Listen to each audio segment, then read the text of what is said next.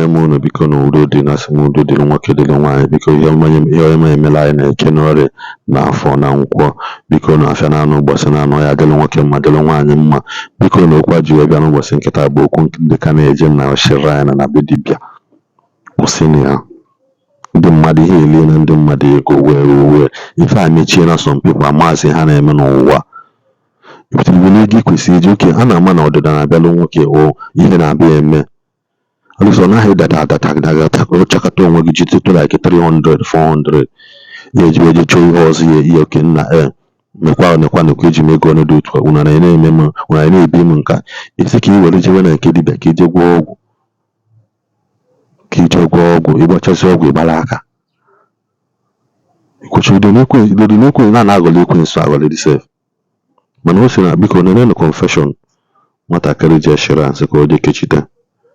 ka ọ dị ka ibia ka ọ gụọ odogwu overnight nenekenenụ confession ekwu n'usoro m wefu biko ewere iwe my brother ụmụazị mere m interrupt ọnụ m na ya so do mmiri my brother ihe mere ya bụ oru one time like that 1 year ahụ bịara nye m nsogbu ghọtago and ọgwụkwa na achọga m ego achọgakwa m ego adịkwara m onwe m oke na ọ na-ahụ bịara nyebe m nsogbu ama m ihe meje m that time so ma akọwara one of my in-law na Port Harcourt ọsọ m na o nwere ebe anyị eje n'Enugu steeti m si ya oke so and mmadụ kwa somebody kwa nyekwere the contact onye obodo ahụ kwa so mụ na my in-law eruo na di ya ka anyị na-eru abata n'ime because ka m si aga oge a because ebi m Ọnịsha den mgba moto ruo ofe ọkọna ebe a ha na-ele bushmeat mrie nne m richa nne di ya mbanye moto drọpụ na Agbani junction na-esut dị ya gọmgọmgọm that junction esut a ụzọ a dị that side ụzọ esi aga dị ya mbanye bike mgbe ahụ that ụzọ adịbeghị mma ọ bike bụ ihe na-aga dị ya ma brọda ya ka anyị gawara garuo dị iruo dị enwe onye ga-akpọ ga-aba n'ime that place anyị were ọkpa gagide n'ime ọhịa garuo dị ka anyị na-erute dị ya bido akpọgba afa ọgọ m nwoke na-akọ ihe na-agba ka moto na ya bịara ugbo ịmago ha bịa na-asụla ngwa eji obodo ha abịazi a na-akọwaziri gị akọwara onye ahụ duru gị wee je di ya onye dị ọrụ ka ejent duru gị wee je di ya abọdụ iro dị ga-ahụ old man digoro 80 something years 90 something years nọrọdụ ya na-aga ọjị na-eme nkewa ọ ga-eme gị believe na ya na-eme bụ real and ị bịa hụ crowd nọ dị crowd ka m na-agwa gị crowd ka nkụ ọkwụ onye bịa onye ọbụla nọ dị ya nwere onye kpa ya bịa onye ọbụla nọ dị ya nwere onye kpa ya bịa o ruo tọn gị enwere ihe dịka okwute nọ dị ya ihe nji magodi okwute that time is 30,000 erigoro dị ya obodo jiwe gị oji akwụkwọ eji ọdakọ nakwa ha dosara one kind na ba masị gị ji ebe a ji ekpe ekpere ihe nkwụkwara dị ya was 25,000 that day o abụọ emecha ndị ama mbi because my junior sister so mga ndị ama mbi 1.6 million tiga ya ego kobo ego ayọrọ na-eso na ego anyị magodo aka ntị na m sa na ego a mụọ eji ihe ụdịrị ego a eji m the money mana I was contemplating nke ka m ga-esikwa ụdịrị ego a asị m na ọ eme ha anya arụ ọrụ ihe niile akwụsị my brother ahụ adịghịkwa m abịaruo ndị ngwa na ahụ adịghị m fine otu ebido kọwa ihe na-agba ka moto n'ọrụ otu a ga-esikwe kpata ego nkewa otu a ga-esikwe mee nkewa isi a na ọ bụghị ego ka m kwụbịa ahụ adị m oke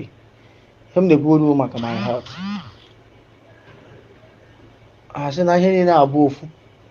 ebido mee ihe nwa ha mere wute akwa pịawa akwa ihe ngisi n'ime pụta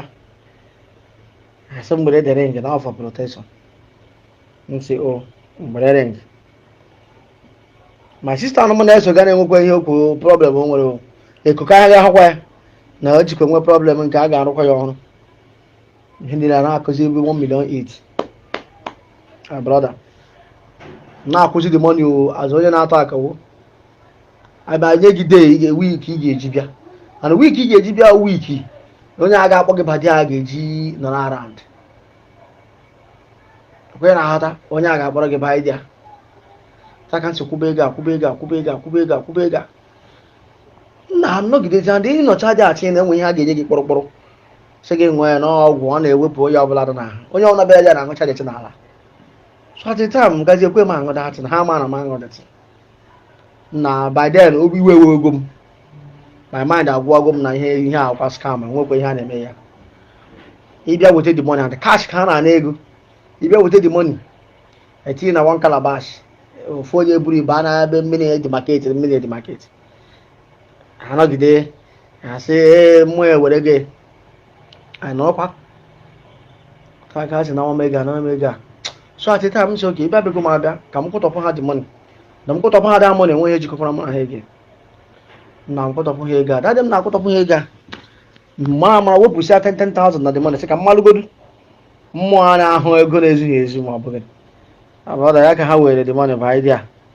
na some minutes si na those money ezughị ezi m sị o ndị a ba ha akaụntụ cha the money mara na ozughị ezu because the money dịkwa na rap bank ji nye m mana amịpụsịrị m the money amịpụsị my brother at the end of everything that day obi ewugo m iwe ha ndị ekwu okwu m na-achalenjizi ihe ha na-ekwu na ndị anọgidesi m na mma abịazi nke abalị na dị mmụọ jikwesị na mmụọ ga-abịa n'abalị m sị ha o ka m pụwagodo apụ ọta ka asịsị dị awa ka m pụrụ dị a December that year ha kpọọ m na fon na ọ bụkwa na m abịa nkewa ga-emekwa nkewa eme m gwa dị masị tọnda ga-agbagbu gị ebe unu riri ego m enweghị ihe unu mere nothing commerce nothing the thing that time called is worse than every other thing brother m si dị ala delete nọmba ha ihe niile gbasara ha ma ringwa ma ihe niile nwere tụwaga na mmiri that is the end of it so these people enwecha ndị ha na-amacha bi 10 million there 20 million there 15 million there ha nwere agent the whole worldwide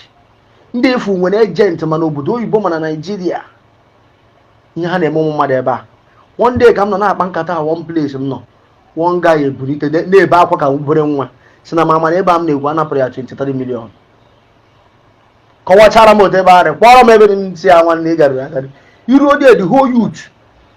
aka ha dị na datin a na-arụcha duplex upstairs